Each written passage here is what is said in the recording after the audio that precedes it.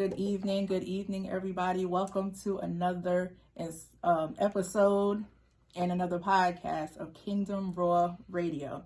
We hope that you guys have had a wonderful week since the last time that we recorded, which was, of course, last week. Of course, I am Coach K, aka Keisha Nicole, and to my right here, I'm Coach J. Coach J. Say hello to the people, Coach J. What's up, good people? How are you? How was your weekend? How is your week work? How is the beginning of the week? Your work week? Work week. Okay. So anyway, we hope that y'all had a great week. I just want to thank you guys for the comments and the emails on our last episode. What was the title? Don't do that. Oh my gosh. I can't remember. I'm so sorry, y'all. It was family, safe haven or... Oh, yes. Safe haven or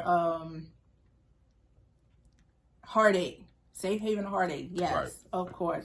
So hopefully that episode, helps somebody to start identifying some patterns within their own family or DNA group. And hopefully it helps you to get on a path of deliverance and breaking from your heartache. If your family was anything like mine, heartache, nothing but heartache. So anyway, we want you guys to remember to like, share, and subscribe. Please do that. Yes, definitely. We are so honored and so grateful to be here with you guys. What else? Oh, if you need to email us, you can email us at kingdomroarradio@gmail.com. And if you need some individual coaching or counseling, you can hit us up on our website at that was 3 W's, right? Okay, at Kingdomroarradio. At Kingdom Recovery Coaching. www.kingdomrecoverycoaching.com. I'm so sorry, y'all. I'm just overly excited. So no, we just real and raw, and this is not scripted. It's not scripted, and we're not editing. No, at all. I don't have time for that. I just want to get the word out. Remember to please like, share, and subscribe. And this week's topic is basically it's almost like a spinoff from last week's topic. Kind of, sort of. And the topic is family secrets and how they could keep you in bondage. Or are they keeping you in bondage? Right. Or how they can keep a person sick emotionally, mentally, or even physically. You got to let that go. Y'all got to get that up out you. Yes, because holding secrets, I don't know if y'all know this, but it can physically give you physical sickness in your body. And I'm not just talking about like nausea and throwing up and things of that nature, but I mean like arthritis, diabetes, high blood pressure, pain in your body, pain in your joints and stuff. Holding family secrets, it can keep you sick. Right. Absolutely. So we want to jump into this topic. It's something that I can definitely identify within my own DNA group. I feel like a lot of people in Black families, again, I'm not part of another kind of DNA group, ethnic DNA group, so I cannot speak for anybody but my Black DNA group. And y'all know I use the word or phrase DNA group in place of family, because unfortunately those people are not my family. They're just relatives. But anyway, so this has been a huge roadblock, stumbling block, hurdle within my own DNA group. And it is one of the things that has me separated from them, because they are still unable to. And I'm really going to say every single person, just in case they see this video, I want them to know how I feel. I'm going to say every single person on my maternal side has an issue with being honest about who our family is, and things that certain ones in the family have done. And I'm not even talking about done to each other necessarily, but I mean done in their lifetime.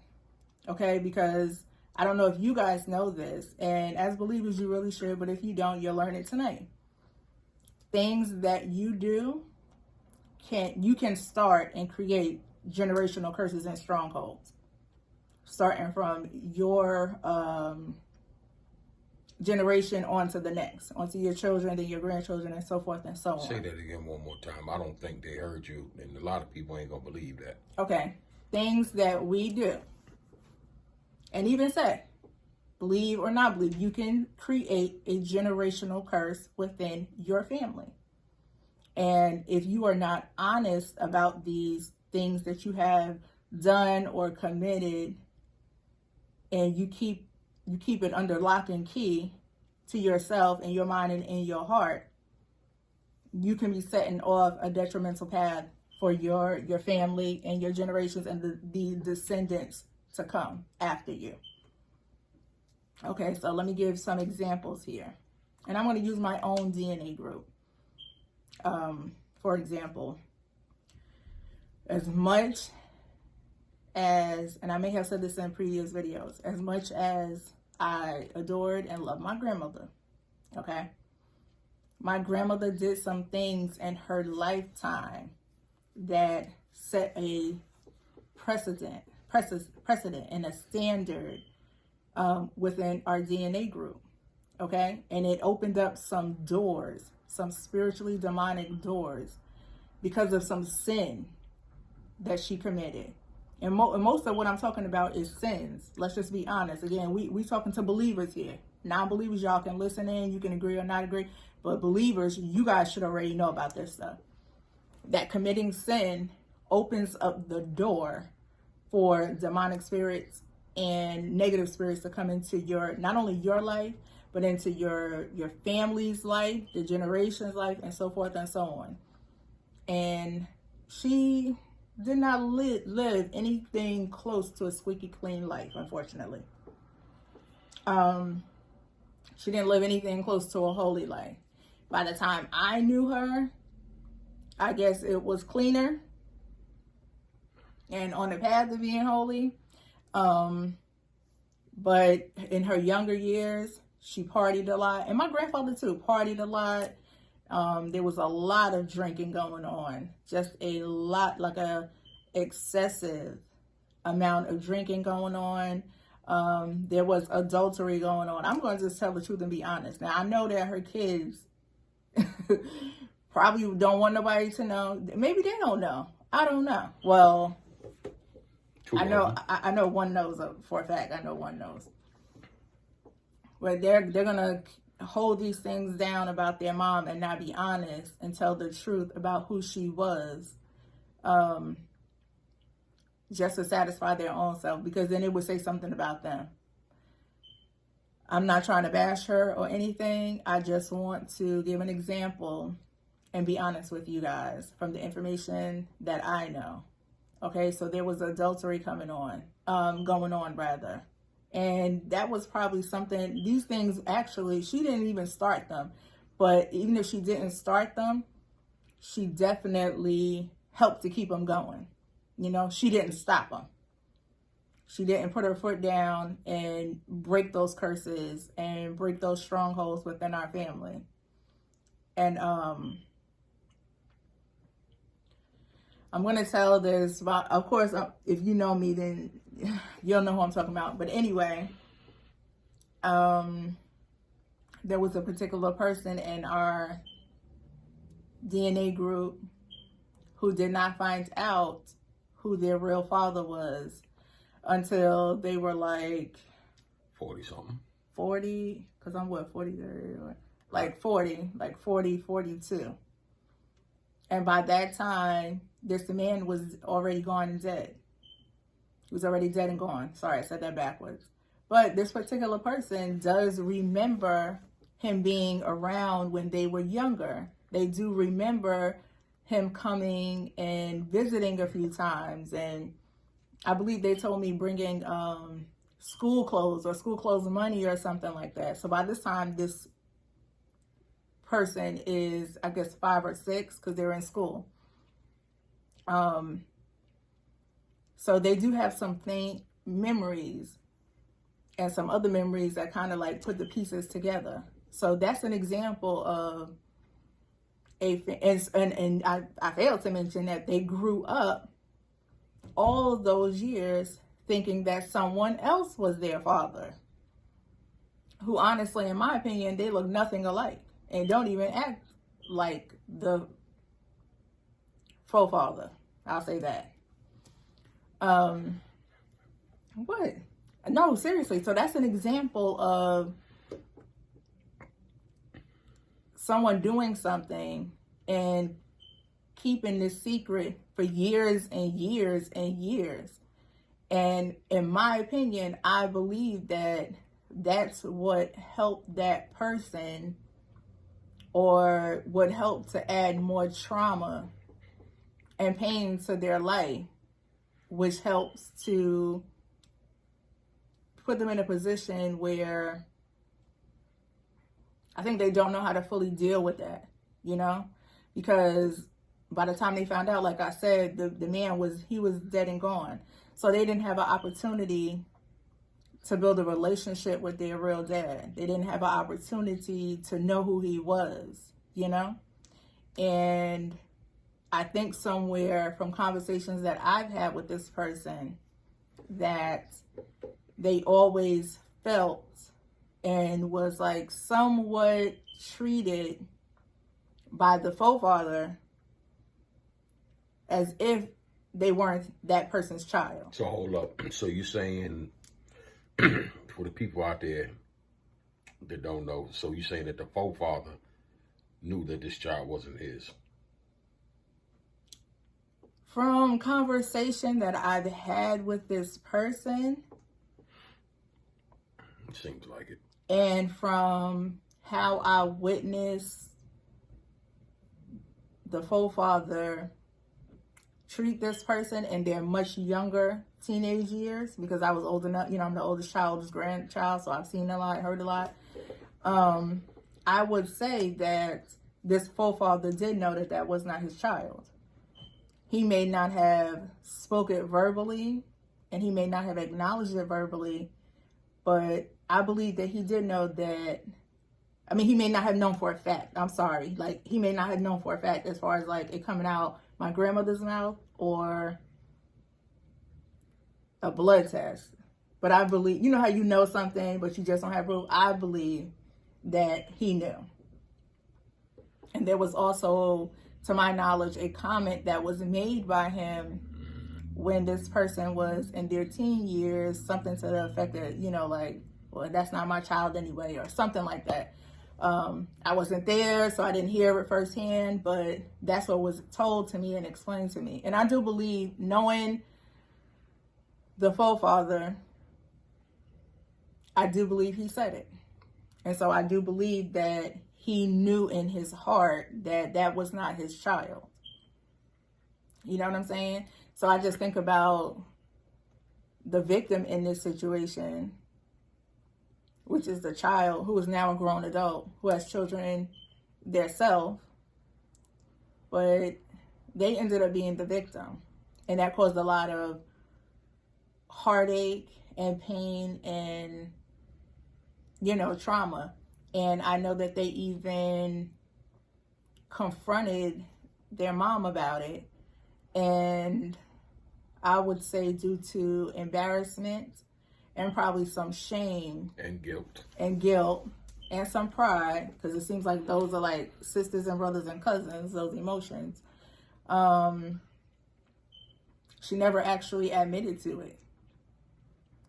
Yeah, she never actually admitted to it, to my knowledge. Yeah, but I'm asking these questions because I've been around for a couple of decades. Mm-hmm. But even at one point, didn't one of the siblings say this to one of the victims in a drunken conversation? Right. And then it was said to the next day act like it wasn't said. Right. Yeah. So again, it's a great example, yet a hurtful example of how a family, and that's a huge secret to keep from someone, who their real parent is. Like, that's just, I think that is so selfish. Like, that is so selfish to go to your grave or have the intent to go to your grave and not tell a person who their real father is. And even going back, but with the one crazy thing is that actually happened to the forefather too. Except for him being raised or growing up thinking that someone else was his dad. His mother too, and I'm just going to say it's my grandfather, okay. My grandfather's mother, Grandma Tiny, she also did not tell him who his father was. So his last name really isn't even his last name. It's actually the last name of the midwife's son. So, yeah. So, the same thing happened to him. So, like, you know, to me, that's like a curse, man. It just went from one generation, but that wasn't even his child. But, you know, it happened to him, and then it happened to, you know. So, that's a good example, but a hurtful example of, you know, how family secrets can keep you sick, can keep your family sick, can keep you sick. And, those baby boomers, they were something else. They really were. The thing that bothers me is that they didn't have the guts to own up and acknowledge and take responsibility for their mistakes. They and were what scared they've of everything. done. You got to think about it. They just came from slavery. Yeah, but I can't accept that. I think it was more selfishness, and it was more shame and embarrassment on their part. You know, I think a lot of them portrayed themselves a certain way to people and didn't want those true stories to be told to tarnish the image or the person they had created. Especially they after, definitely fronted for the grandchildren. Yeah, especially after they, you know, maybe have adapted, because I know I don't believe people change. I believe we adapt to our new situation. After they had adapted to their new situations, you know, whether that be now all of a sudden they say they're going to church. Okay, cool. Now they have grandchildren. Okay, cool. So they don't exhibit those same behaviors. So God forbid, you know, they tell their grandchildren or their great-grandchildren who Granny was back in the day. You know what I'm saying? And then by families, by the elders, I would say the elders, you know. I know the elders in my DNA group, they left our DNA group, they left it in a shit show, okay? Because even my grandmother's siblings, and so messy, and even the kids, just mess and that's mess. To the point where I don't know, even though any of the older ones that are even like really have stuff going on in their life and like they're successful, and you know, because those generational curses of certain things have like held our DNA group back. And I feel like they don't realize that, especially for believers, it's like important and pertinent for us to know what the elders did. Because I don't think that they realized they opened up some doors that they didn't shut. I got some in my family too, though. You know, and it's important that we know, and not because we're trying to be nosy and be in their business, but we need to know what to war against. We need to know what to fight against in the spirit, how to combat certain things. We need to understand where our own behavior. Right. I was about to go there. Yeah, we need to know. I want to know why I act the way I act. Right, exactly. Because a lot of that stuff be passed down, and it continues through generation to generation, and it keeps the family sick. It keeps the family sick as a collective and individually. You know, you wonder why so many people in your DNA group or your family have alcoholism. Yeah, because I'm not to cut you off, because I know your story is a book, but I was just trying to figure out, because I got my own little secrets in my family. I'm trying to figure out how my grandmother was born in 1938, and I figured this out when I was 5 or 6, and my mother was born in 1953. My grandmother got pregnant with my mother at 14 and had her probably around 15. But the older folks, for some strange reason, like the grandparents, them baby boomers, they don't want us to really know that they was like promiscuous, like hot in their ass. Now, either my grandmother got molested because my mother's biological father, some little short, pudgy, light-skinned man from Alabama, he was about 6 or 7 years older than my grandmother, or my grandmother was hot in the ass. But okay, you brought up being molested, but that's if that happened, and we're not saying that it did, but I'm saying if that did happen, that's important to know too, because that's a demonic spirit that's within your family. You know what I'm saying? So that would have been important for her to sit down and have that conversation about molestation. You know what I'm saying? With her descendants, her grandchildren, or whatever, not only so that you can be aware of what happened to her and know her story, but also so that you would know what molestation is. Because if your family's not talking to you about stuff, you learn it in the street. You're gonna learn it somewhere in this world. So it's either you learn it at home with people that are supposed to love you, that you're supposed to be able to trust, or you learn it outside of your home in the street.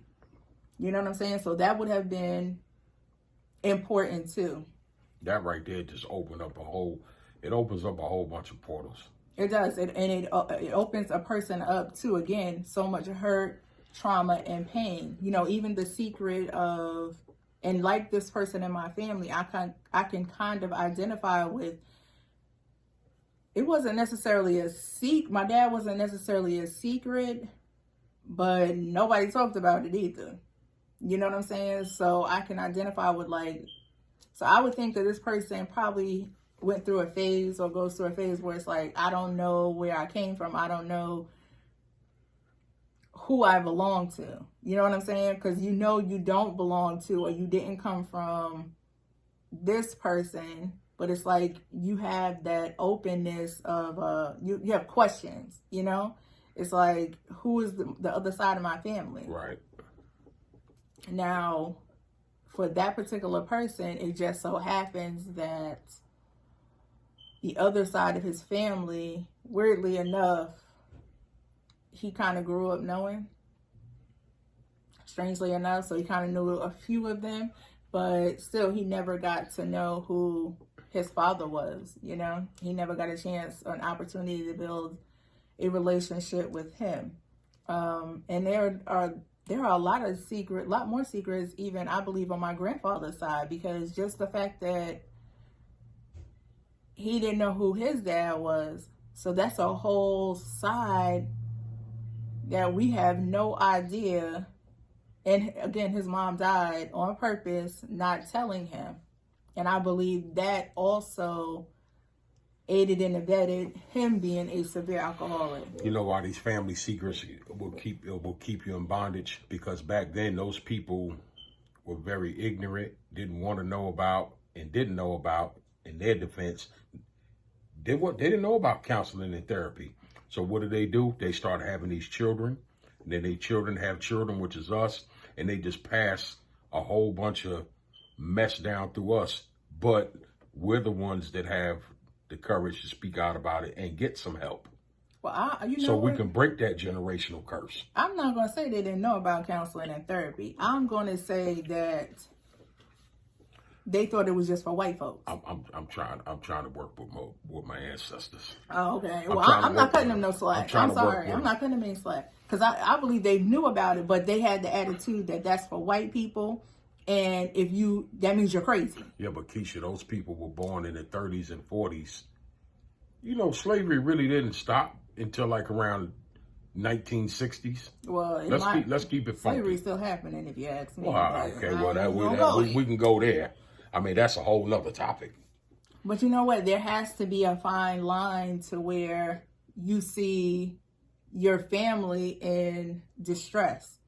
You see, you know what I'm saying? Like, there has to be that fine line. I can't keep giving them a pass because they were 2 generations removed from slavery. Yeah, but Keisha, you know what they said? What goes on in this house stays in this house. And even with molestation, like a lot of people were getting molested. Like you had that Uncle Johnny or Uncle Bobby or what. I'm just using names.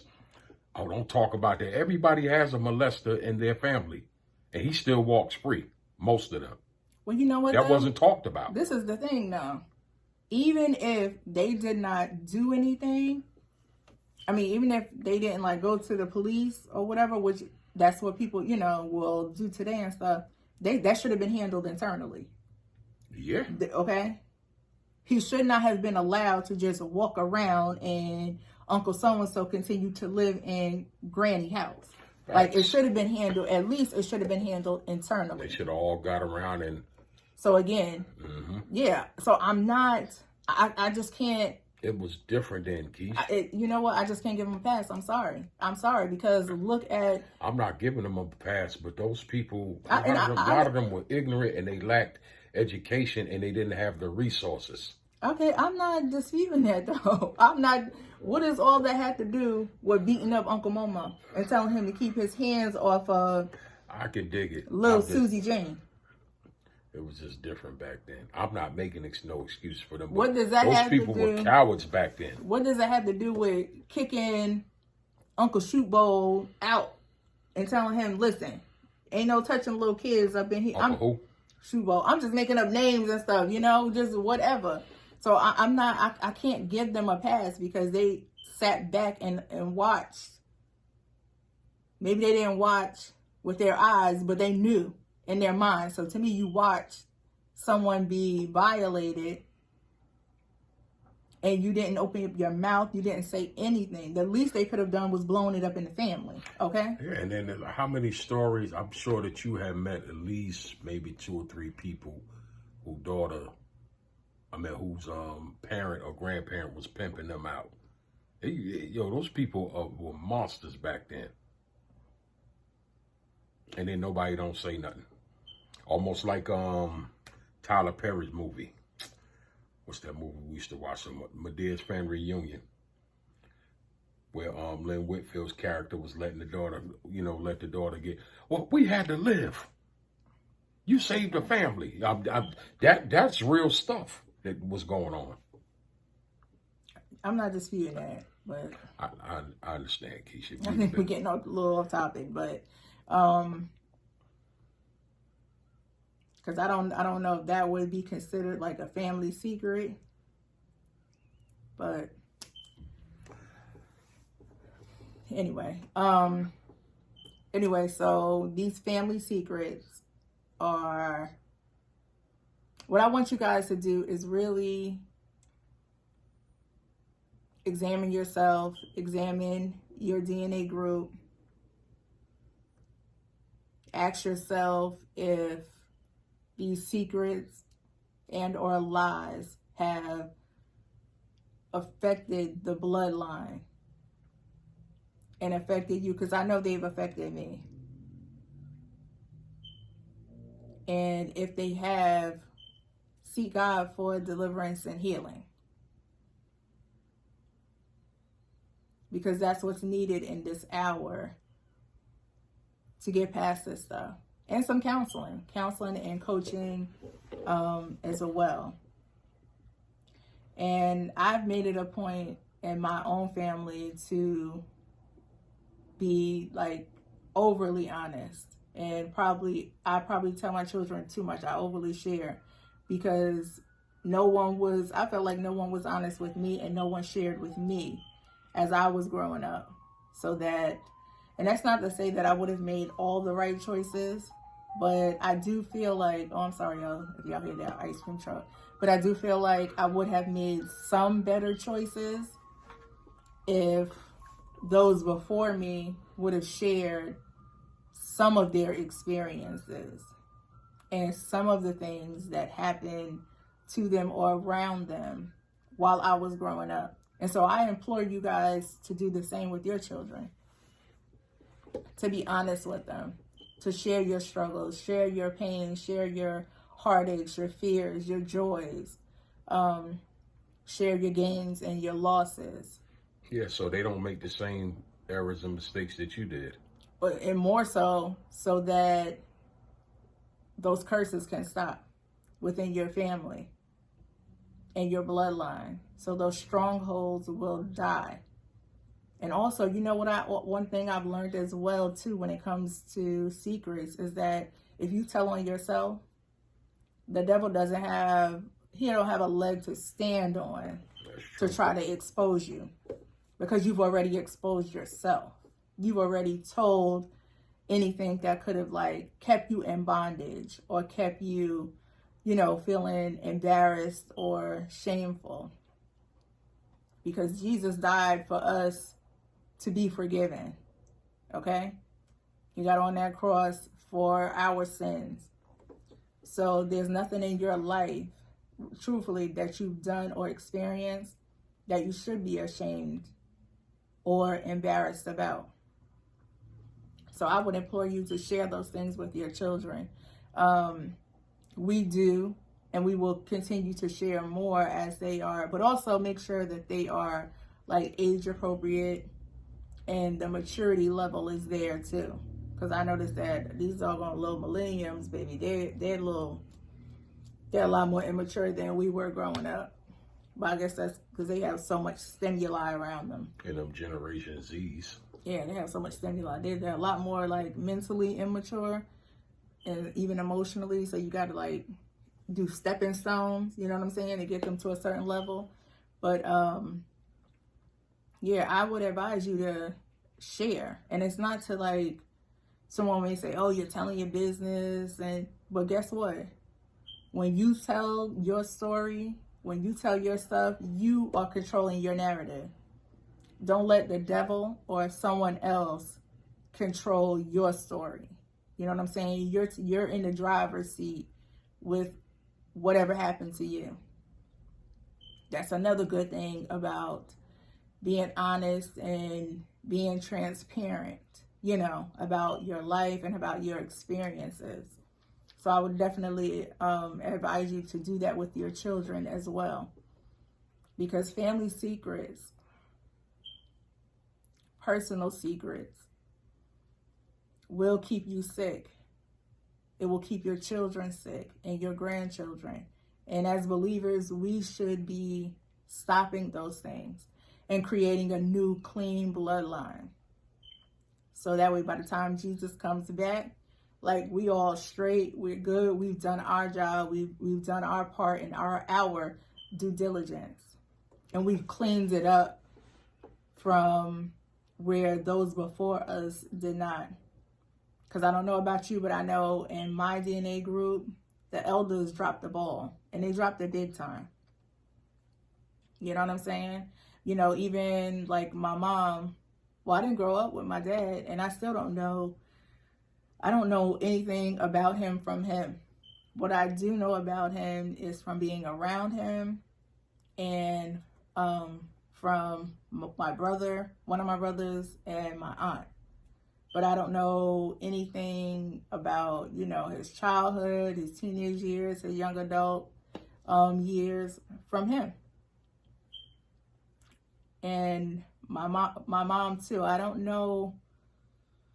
I know some things about her, but again, she's such a pathological liar that, not that the things aren't true, but she likes to tell stories and narratives in a particular way to benefit her. You know what I'm saying? So if something happened on like a 7, she's going to tell it on like a 14. I'm trying to hold it together over here. No, it's, Me. Well, and then she's not going to tell anything bad that she did, that she experienced. She might say, oh, I cut school or something like that, but she ain't going to tell, the real tea.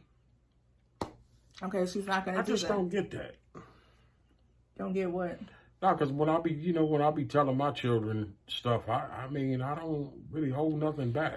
I don't feel embarrassed about anything. It's like I've done it. It happened. I can't go back to change it, so I'm going to move on with my life. I'm going to, I've already, but ask God for forgiveness, repent, change that action. Not change me, but change the action as far as don't do it anymore. Because I'm trying to use it as a teaching moment, right. So they don't have to, go walk in the shoes. Go in step in every ditch that I stepped in. You know what I'm saying? You would think that our parents and stuff would think like that. But and you know what? The other thing is, you would think that, well, I would, because they come from slavery. Because they came from bondage, okay? So it's like you would think they would definitely tell their children the truth so that, you know, they don't go back to that. But I don't know. I could just be thinking wrong. But You ain't thinking wrong. But then again, you know, I have to remember too, not only were they physically in bondage, but they were mentally and emotionally in bondage as well. So, but yeah, I don't feel any kind of shame or embarrassment. I'm like, I did what I did. You know what I'm saying? I'm not that person today. I will never do it again because I see how I only like came down on my own standards.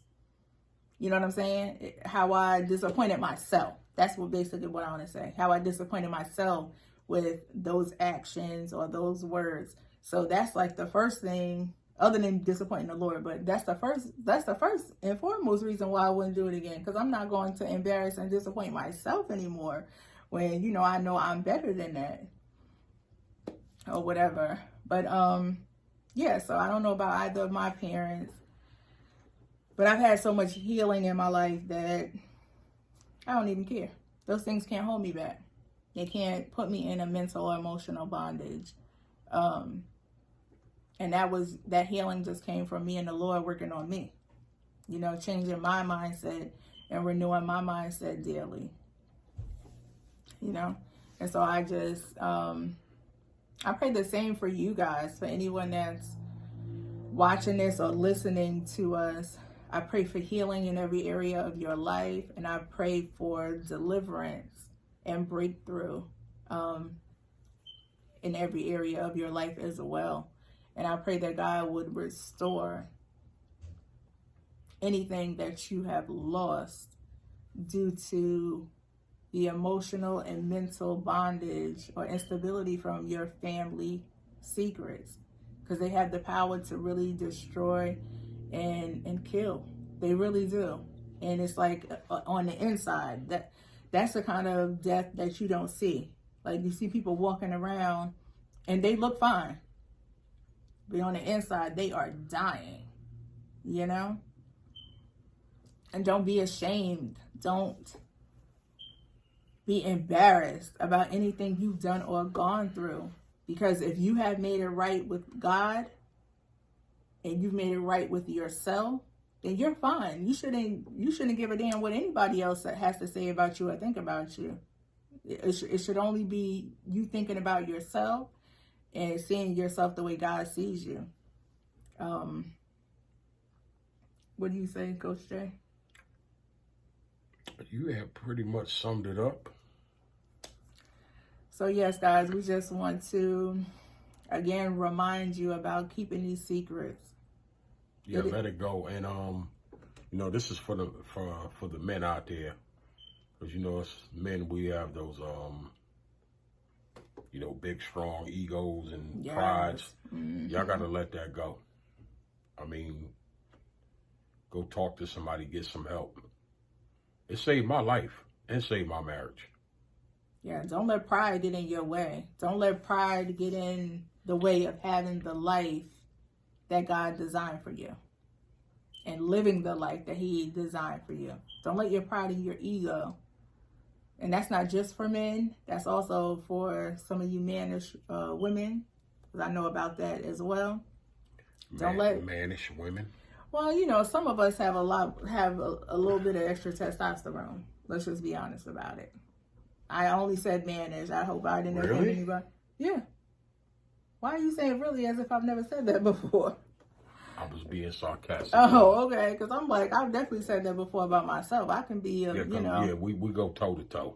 I can be very mannish. I've been told that. So I mean, I shouldn't even be speaking that over myself, but I'm just strong. Okay, period. I'm just a strong black woman. I'm just passionate. No, I'm just kidding. I'm just making jokes. No, but please remember to like, share, and subscribe, people. Yes, please, guys, like, share, and subscribe. Please put your comments, questions, and concerns below. Let us know if there's anything in particular that you want us to talk about. If we have experience and knowledge with it, we'd be happy and honored to do a podcast and a video on it. Our goal with this is to share our life, share our experiences, share our knowledge with you guys so that you can get to a point where you are healed, whole, and set free, you know, and where you have no bondage in your life. You don't have strongholds. You don't have, you're not keeping up generational curses, because then we know that your children will do the same thing, and that you're modeling the things that God wants you to model for not only your children, but for society, because people need to see an example. And Right. so the best thing that we can do is let our lives be that example. You know, let your audio and your video match. Let your talk be your walk, you know? And so that's why we do this, so that we can share and just help somebody to get to that breakthrough and get over that hump. And to let you know, like, you're not alone. We've been there before, and there is healing and deliverance available to you. So again, guys, we are honored to be here. We're so glad that you have watched the video. We thank you so very much. Don't forget to like, share, and subscribe. Don't forget to email us if you need to, Kingdomroarradio@gmail.com. And We're here for you. we are here for you. If you need us to be, please reach out. And I pray God answers a prayer for you this week. Peace. Peace.